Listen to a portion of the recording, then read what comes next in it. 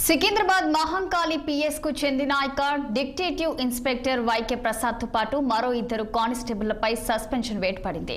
ఇక హవాలా డబ్బులు తీసుకురారన్న ఆరోపణల నేపథ్యంలో ముగ్గురిని కూడా సస్పెండ్ చేస్తూ సిపిసిబి ఆనంద్ ఉత్తర్వులు జారీ చేశారు. గత నెల 31న జనరల్ బజార్ లో హవాలా డబ్బుల విషయంలో వైకే ప్రసాద్, శ్యామ్, మహేష్ లు చేతివాటం చూపారు. వజ్రాల వ్యాపారి వద్ద నుంచి 6 లక్షలు వసూలు చేసినట్లు డిటెక్టివ్ ఇన్స్పెక్టర్ తో పాటు ఇద్దరు కానిస్టేబుళ్లపై ఆరోపణలున్నాయి. ఘటనపై ఉన్నత అధికారులకు ఫిర్యాదు చేయడంతో విచారణలో ఆరోపణలు నిజమని తేలడంతో వారిని సస్పెండ్ చేస్తూ సిపి ఆదేశాలు జారీ చేశారు.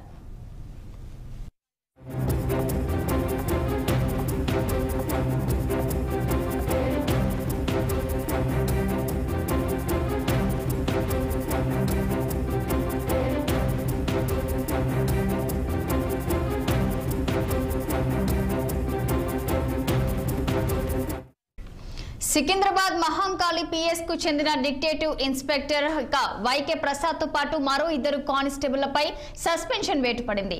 హవాలా డబ్బులు తీసుకోరన్న ఆరోపణల నేపథ్యంలో ముగ్గురిని కూడా సస్పెండ్ చేస్తూ సిపిసిబి ఆనంద్ ఉత్తర్వులు జారీ చేశారు. గత నెల 31న జనరల్ బజార్ లో హవాలా డబ్బుల విషయంలో వైకే ప్రసాద్, శ్యామ్, మహేష్ లు చేతివాటం చూపారు.